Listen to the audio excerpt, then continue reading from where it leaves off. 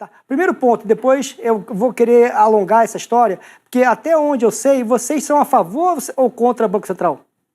Eu sou a favor de Banco Central como regulador. Banco Central como emissor de crédito, não. Tá, beleza. Eu também, basicamente, mesmo. Tá, então, como é que minha cabeça funciona, tá? Então, pô, beleza. Então, tava o Nixon lá, cara, eu tenho duas alternativas. Ou... o certo, se for um libertário, um austríaco, é a dor, meu irmão. É a dor que tem que pagar mesmo, que bota 10% aí, nego morrendo de fome, pancada, é gangue, um invadindo a casa do outro, é guerra. Sobrevive-se o mais forte. Então, o que ele fez? Pô, então, ok, vou abrir o padrão ouro. Sim, vou abrir o padrão ouro. Aí foi que o Faca, me corrija se eu estiver viajando, tá? Aí foi que o Faca falou que, poxa, se abrir o padrão ouro, não tem mais, o filho do Soares, é o filho do bigode. É o filho do bigode. A moeda é isso hoje, é um crédito. É o filho do bigode. É o filho do bigode. Exato. Por que o mundo financia os Estados Unidos? Obviamente, por causa que ele garante comércio internacional, mas não vamos chegar muito. Então, o primeiro ponto que eu quero chegar é como é que eu vejo. Se eu sou um governante, se eu sou um banqueiro central e me depara com o estouro de uma bolha, eu tenho que fazer duas coisas. Alternativa a vida é dura para todo mundo, quem mandou inflar, vou deixar o mercado se ajustar e vou causar uma recessão que pode trazer uma confusão social. Ou eu vou ter que quebrar o padrão e começar a emitir e agora eu tenho uma nova função. Tá? Como é que eu vejo a figura de um banco central? De um lado, a gente tem a classe política, que faz a economia expandir ou contrair com políticas fiscais expansionistas ou contracionistas. Só para a gente ter noção, dentro da crise de 29, me corrija se eu estiver errado, era o Roosevelt que estava ali. Que o 29 era o Hoover, depois o Roosevelt assumiu em 33. Tá, então perfeito. Ele 32. 33. O que o Roosevelt fez? Pô, já sei a solução. Ele ligou lá pro Lula. Lula, como é que eu soluciono isso? Gasta. Gasta. Gasta a vida. Gasta. Por quê? Gasta, amigo. Porque você vai botar a roda para andar, ok, fato. E você vai ser o cara mais amado do mundo, né? Do americano. Não é à toa que ele foi... Sabe por que funcionou? Porque o mercado já tinha deflacionado 90%. Não, que é o preço também. É isso que tá. O argumento todo é o seguinte, dá para você resolver isso sem deixar a deflação acontecer? Não. Tem que ter perda de riqueza. Você imprimir dinheiro agora, como é que você empurra o dinheiro agora? Mas para funcionar, você tem que deixar acontecer. Tá, como é que funciona na minha cabeça? Então tá lá. Então o cara foi lá, pô, achei a solução. Eu sou o cara mais bondoso do mundo, boto dinheiro na família, auxílio isso, auxílio aquilo, tal. Ah, mas a dívida aumenta. Problema de quem compra. Na época ainda tinha padrão ouro, teoricamente. Tá, então... Começou ali a bandeira. Ali começou a ficar mais difícil. E qual foi a consequência? O Roosevelt foi eleito 3 vezes. Sim. Aí a sociedade americana falou, pô, calma, vamos acabar com essa brincadeira, porque basta ser bondoso. Basta ser bondoso, implodir as contas públicas e ser bondoso que vai ser um eterno presidente. Ele teve uma sorte incrível, porque ele pegou um período onde você tinha acabado de sair da maior contração da história dos Estados Unidos, que foi a Grande Depressão. Mas o que só para concluir... Ali, qualquer dinheiro que você pusesse ali daquele nível que estava, você ia criar riqueza, porque já estava tudo tão destruído. As pessoas não tinham dinheiro para comer. Então, botar. E hoje o sistema está assim hoje. Só que está maquiado. Tá. Deixa eu chegar rapidamente, então vou tentar acelerar um pouco. Tá, então o Roosevelt foi eleito 3 vezes, aí a sociedade americana falou, opa, vamos limitar a reeleição, porque senão tá demais. Você vai deixar na mão do político a tentação de fazer muita bondagem e implodir tudo, sim, porque você é eternamente eleito. O ciclo... Por isso que na minha cabeça vem o quê? Existe o ciclo político e existe o ciclo monetário. Para que serve um Banco Central? Para suavizar os ciclos econômicos, que são normais.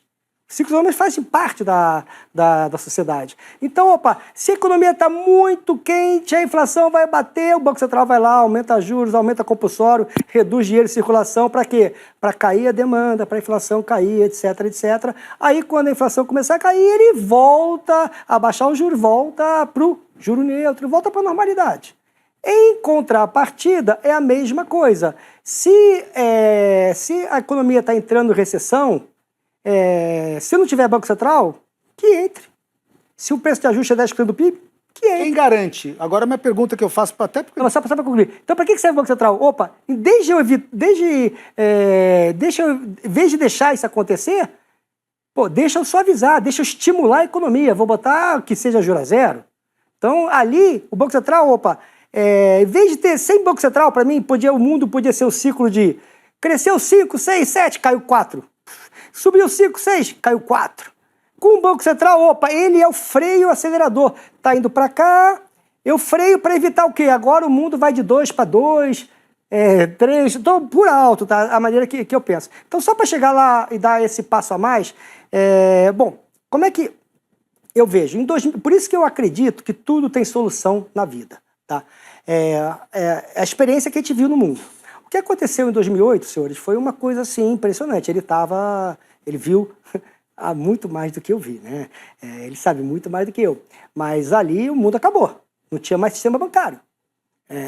Eu tenho amigos que têm bastante recursos. E eu falava com ele, cara, e aí? O que você está fazendo? Comprando arte. Eu não sei qual banco vai ficar em pé, não sei o que vale dinheiro, eu vou comprar arte. Mas tu entende alguma coisa disso? Eu não entendo nada. Sei que Picasso é Picasso, eu não estou comprando, eu quero alguma coisa real. Eu quero alguma coisa. Então, ali, o Banco Central começou a falar o seguinte, opa, alguém vai ter que pagar essa conta, o sistema não aguenta. Então, os bancos que fizeram aquelas hipotecas malucas, alavancaram aonde o sistema capitalista, aonde... não sou socialista não, tá? Mas estou só criticando também o que eu vejo. Esse modelo que é algo que o próprio sistema que criou a bolha imobiliária. Os próprios gestores dos bancos chegavam bônus se conseguisse gerar X negócios, independente que você dá problema na frente é problema do outro, não é meu. Tá? Estimulou e acabou estourando a bolha imobiliária. Aonde o imóvel, que é o principal ativo do mundo, vide China, vide Japão, a grande questão, foi o seguinte, poxa, quebrou, tá bom, então beleza. Imóvel que valia $500 mil vale 50, vale 100. E o banco que tinha um ativo que teoricamente valia 500 mil, que se precisasse desse ativo, valia 50. E ele não ia ter caixa para pagar tudo. Aí o que o Fed fez? Me dá essas porcaria toda aí. Mas não vale nada. Me dá essas porcaria toda aí. E te dou dinheiro. Então, opa, já temos uma inovação aí. Tá? Mais uma sofisticação na função do Banco Central de suavizar os movimentos. Tá? Então beleza. Aí que o Faca falou, não, tá adianta. O dinheiro vai ficar encalacrado lá no banco. Para que o banco recebeu? Ufa, me livrei de 100 bi de hipoteca nível 3C lá, que era só imigrante legal que tinha. Ufa, me livrei desse negócio e agora eu tenho 100 bi no meu caixa. Vai prestar para alguém? Não, tá todo mundo quebrando. Vou guardar. Aí ele trabalhou de forma ativa para tirar esse empossamento da liquidez. O que aconteceu? Na hora, nesse sistema esse sistema que eu acho um pouco correto, o ajuste veio na hora. A sociedade tomou um belo write-off, que foi a queda dos imóveis. Tá? Ali, o ajuste foi cruel. Você que tinha um imóvel que valia $500 mil, tem um imóvel agora vale 100. Então você que achava que tinha $500 mil, agora tem 100. Ajustou e o mundo voltou normal. E o mundo, depois desse ajuste, o mundo voltou. Então, a primeira fotografia que eu vejo dessa história de Banco Central e por que eu acho que ficar advogando o fim do mundo, etc., um dia pode chegar. Mas não vamos também subestimar a capacidade do ser humano de achar soluções criativas. Tá? Aí, lá em 2008, o Bernanke foi lá e fez quantitative easing, quer botar, me dá as porcaria toda aí, me dá tudo aí, vai tudo meu. Mas não vale nada, eu tô nem aí, porque se não fizer isso, tá todo mundo quebrado, aí ninguém vale nada mesmo, acabou o sistema bancário. Bom, aí as coisas começaram a dar certo, colocou dinheiro na economia. Ao colocar dinheiro na economia, como não sei se o Faca concorda, ao colocar dinheiro na economia, as pessoas pegam esse dinheiro a juros zero e compram o quê? Ativos. Se você olhar friamente, a gente teve o maior rally do mercado imobiliário de 2008, 2009, 2010 até 2020. E não, continua, tá? Se você olhar, o SP500, tudo. Por quê? Porque eu coloquei dinheiro, as pessoas compraram ativo, ficaram mais ricas e voltam a gastar.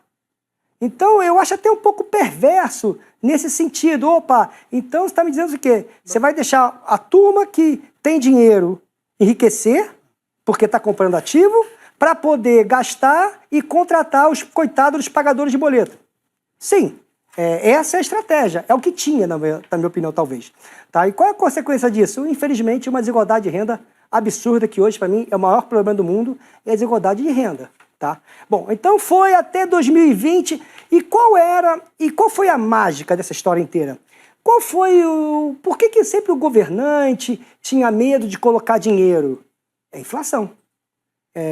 Se você tivesse a solução mágica de colocar dinheiro e não tem inflação, amigo, você é o rei do mundo, todo mundo é feliz, não tem problema. Tá? Então, eu inventei uma coisa, botei 2 tri, teoricamente fui conservador na maneira desse processo de inovação, o mundo retomou, criou-se, todo mundo foi inflando os ativos, as pessoas ficaram mais ricas e consumiam mais, e podendo fazer que consumindo mais, contratar todo mundo e a roda da economia funcionou. Tá bom, mas onde podia dar problema? Aonde o Banco Central teria que parar essa roda? Quando a inflação aparecesse. Qual foi a inflação de 2010 a 2020? 1,5%. Sim. E com a meta de 2%. Então o cara fala, caramba, sou gênio, hein? Resgatei o mundo, botei dinheiro na mão de uma galera, a galera comprou ativo, ficou rico, gastou mais e não paguei preço nenhum. A classe política não pagou preço nenhum, tá lá a inflação de 1,5%. Então beleza, então chegou lá 2020. Olha como a vida tem suas coisas que são legais. Não sei se o Faca talvez saiba, em janeiro de 2020, o Ben Bernanke deu uma entrevista. Aí perguntaram ao Ben Bernanke, se você pudesse voltar atrás para 2008, o que você faria diferente? Cara, o que eu faria diferente? Eu faria muito mais rápido, numa escala muito maior. Porque ele tinha informação que a inflação não apareceu. Então, só te concluir meu raciocínio, eu fui conservador, porque era um experimento. Então, beleza, aí chegou 2020, uma coisa muito pior que 2008, que foi uma crise sanitária. É uma coisa que não sabia, no mundo nunca viu isso. Além da dor da saúde, além de tudo isso, a economia vai parar, amigo. Qual era a expectativa de PIB? As pessoas criticam o 2% do RCN, tá? Eu tenho alguns outros argumentos. Qual era a expectativa de PIB do mundo em julho de 2020? -9, -5, -7. Aí o que mudou? A vacina. Que alguém esperava que a vacina ia ser um ano? Não, ninguém. Então, se o mundo já tinha experimentado a solução do Ben Bernanke lá, eu vou repetir a mesma solução numa potência muito maior. Eu me lembro, foi aí que eu comecei as lives. Eu me lembro, um dia eu falei, caramba, o Fed virou trader. Saiu um payroll para baixo de 400 mil, ele anunciou 2 bi. E esse cara virou trader, vai salvar ali. Então, o que eu quero... E, além disso, para evitar só a questão do dinheiro ficar nos bancos e não ter por que dar crédito, porque ninguém vai sobreviver, para que eu vou pegar meu dinheiro? O Fed me deu dinheiro, tá bom. Eu vou prestar para Coca-Cola? Não. Vou prestar para... Não sei se esse cara vai sobreviver, eu não empresto nada. É momento de guardar tudo, guarda alta, sobreviver. Opa, relaxa. Agora eu não vou dar dinheiro só para vocês, não, é para todo mundo. É para todo mundo, que foi o dinheiro para a sociedade, que foi o chequinho nos Estados Unidos. Chequinho. Tirando a China, senhores, todo mundo fez isso. Opa, se todo mundo fez isso, as pessoas começaram a fazer a roda da economia rodar.